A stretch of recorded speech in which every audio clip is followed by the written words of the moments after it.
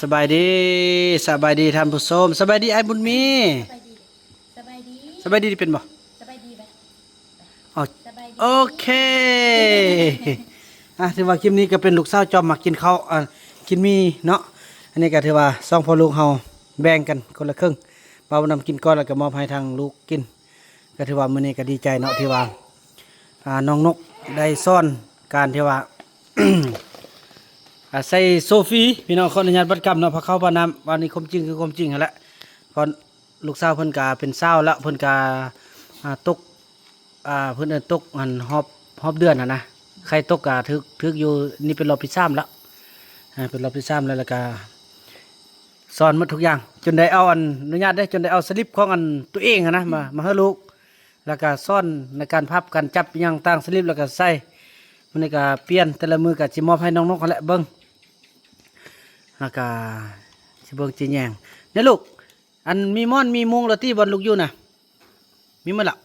มีมุ้งมีมอนโดยกระแจล็อกได้แล้วบ่เอาคนเยอะอัพเอามื้อนี้พอสิไปซื้อแป้งให้เด้อใส่ล็อกไว้ให้เนาะใส่ล็อกข้างในพอเป็นเช้าแล้วบัดนี้มีกระยาลูกคันมีอันใดที่ว่าพอเฟื่องบ่หรือว่าผู้เด้อซิเด้อกันเฮ็ดบ่ดีก็บอกอีพ่อเด้อบอกอีพ่อบอกแม่นกคือเป็นครอบครัวเดียวกันได้เท่าน่ะ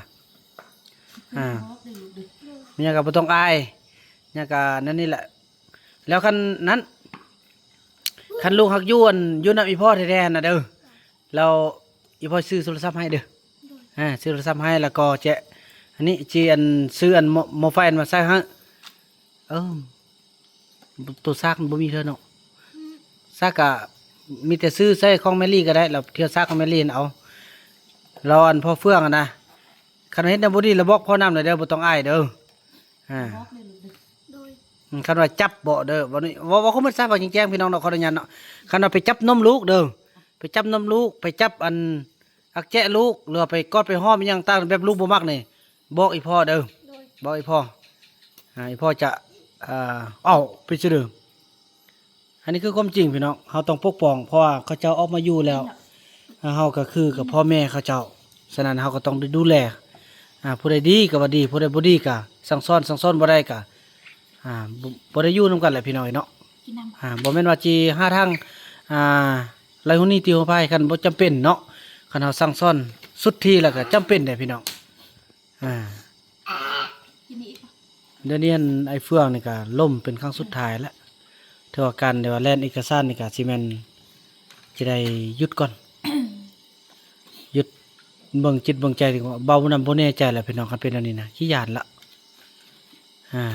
ถือว่าไอ้เฟื่องนี่นะเราจะบ่ยอมรับจักอย่างในสิ่งที่เราบ่ว่าตัวเองบ่ดีนะนับแต่ซ่องพ่อลูกมาเห็นบ่พี่น้องเอ้ยปฏิเสธหมดทุกอย่างก็มีอันดีอันบ่ดีนั่นแหละแต่สิ่งที่บ่ดีนะเราบ่ยอมรับจักอย่างใดมาส่วนนี้นะยืนยันนับแต่น้องจอมซาวลี่ก็ยืนยันว่าตัวเองอยู่ในเฮือน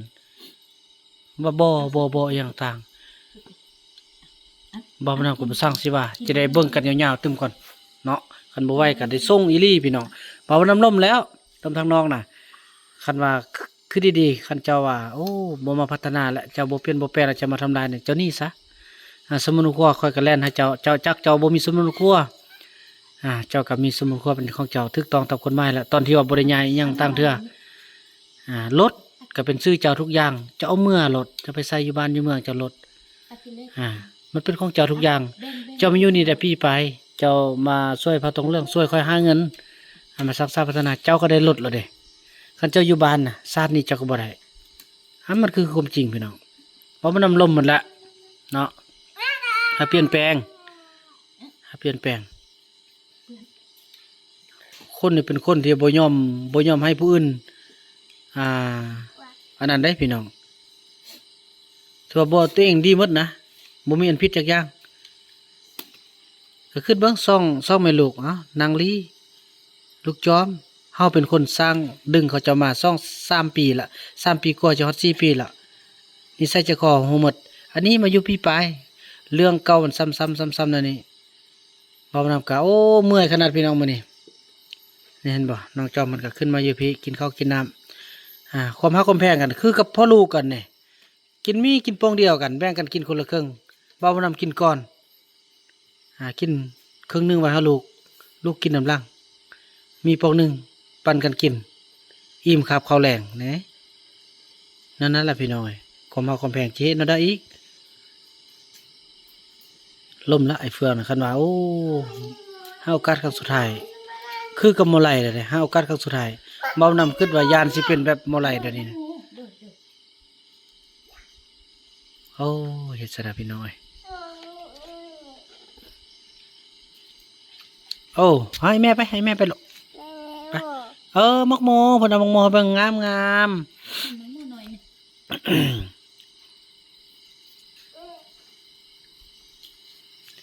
ป้าเนาะ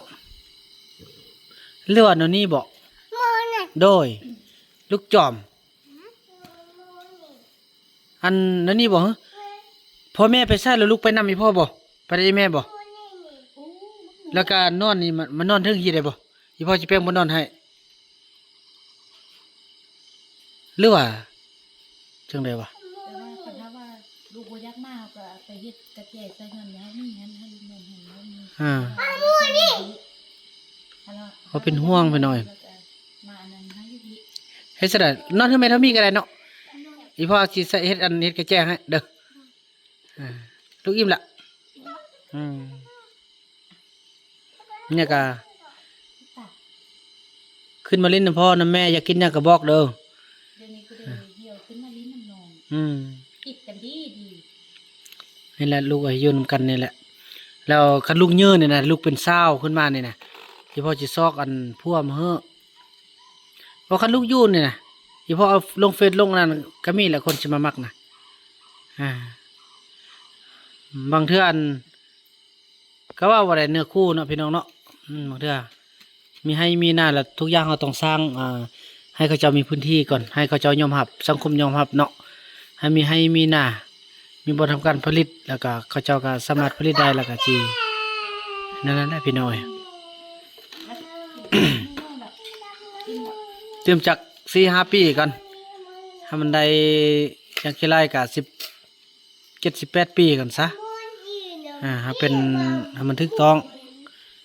ฮอดยามนั้นก็มีสิทธิ์ที่ว่าสร้างครอบครัวได้แล้วเด้ตอนนี้ก็สิได้ซ้ำกับเบิ่งไข่หน่อยนึงล่ะพี่น้อยปลาใส่กระยันมันแตกปลาใส่กระยันมีไม้มีหยังมาตกใส่พี่น้อยเป็นห่วงเนาะ โดย เฮ็ดหยัง มืออื่นคันถ้าว่าลูกกะว่าลูกเศร้าบ่เป็นเฮือแล้วก็เอาแฮนอันแม่นกเอาหันขึ้นมาหาแม่นกคือเก่าเด้อ แหน่มื้อนี่ กะว่าบ่เป็นคันถ้าว่ากะว่าตัวเองสิเป็นก็ลองเฮียนหั่นเอาอันเฮ็ดวิดีโอเบิ่งคันถ้าว่ากะบ่เป็นก็ขึ้นมาคือเก่าเด้อเอาแฮนอันถ่ายใหม่ให้อัน มื้ออื่นเราอันนั้นออกไปซื้ออันสลิปตึมซื้อสลิปให้ลูกตึมเนาะแน่ลูกจะซื้อให้จัก3พื้นแล้วลูกอายุลูก ฮักซ่าเด้อ ลูกใส่มื้อนี้เนาะลูกก็ไปอาบน้ำแล้วก็ซักเด้อซักตากแล้วก็มาเปลี่ยนใส่พื้นใหม่แล้วโซฟี่นี่จักชั่วโมงจังหาเปลี่ยนก็มันเต็มจังได๋ อันมือคันท้านั่นก็คนสวยเปลี่ยนก็ได้ เนี่ยลูกใส่ต้นเสาแล้วก็ต้นซอยเปลี่ยนแล้วก็ต้นแรกก็เปลี่ยนตึมบ่ได้สินอนเด้อคนสวยนั้นแล้วก็เปลี่ยนลูกคนสวยนั้นแล้วก็เปลี่ยนเด้อเปลี่ยนแล้วก็มื้อแรงมาแล้วก็อาบน้ำอีกตึม แล้วในลูก อาบน้ำ แล้วอันนั้นน่ะจักออกมาเนาะตัวขาวๆน่ะตัวอันโซฟี่เนาะแล้วลูกก็มาห้ำดีๆเด้อแล้วไปทิ่มบนใกล้ๆบนทิ่มขี้เหงื่อเด้อลูกบ่ต้องปะตามกะเฮือนเด้อ อันขี้เหงื่อเด้อลูกเด้อที่ ย่า ทางขี้เหงื่อคุ้มๆอันแต่ก็ให้พุ่นน่ะไปหิมอยู่หุ่น ไปทิ่มบ่ให้ผู้อื่นเห็นเด้อลูกเด้อเขาอื่นเห็นแล้วเขาสิขี้เกียจมันอ้วยเด้เด้อ มันอ้วยก็ เฮาต้องรักษาเอา เด้อ เฮียนเอาลูกเอ้ยนับมือนับย่างเป็นมันก็สิอันนั้นเป็นแหละ เราส้มอันตอนนั้นเฮาอาบน้ำแต่เรือเฮาก็เปลี่ยนขึ้น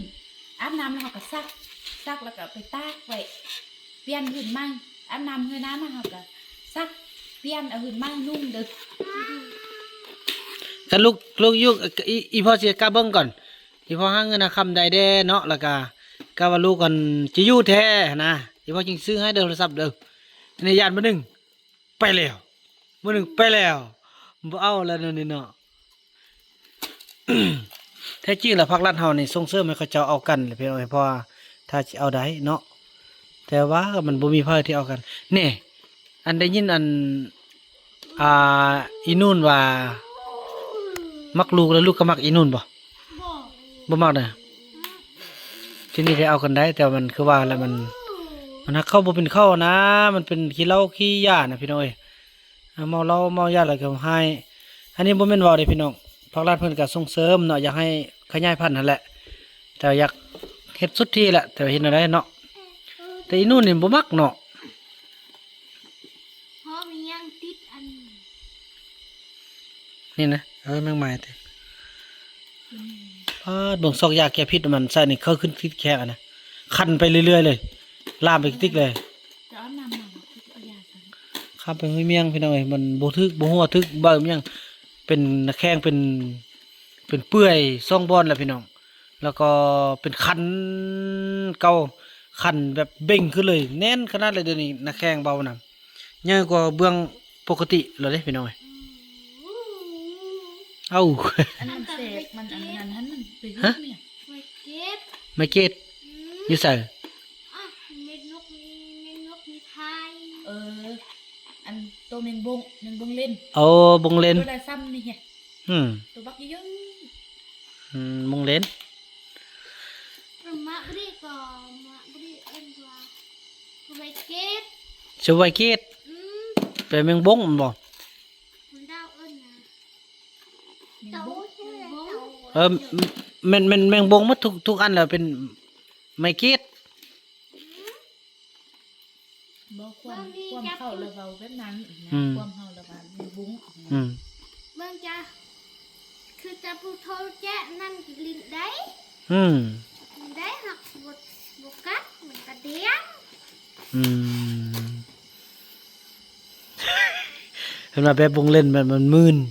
น่ะจับได้มันบ่กัดแต่ขี้กระเดี่ยมมานะเดี่ยมมือเนาะ เดียมือ มันมีตาหลายอันโพดเนาะเป็นแทรก ล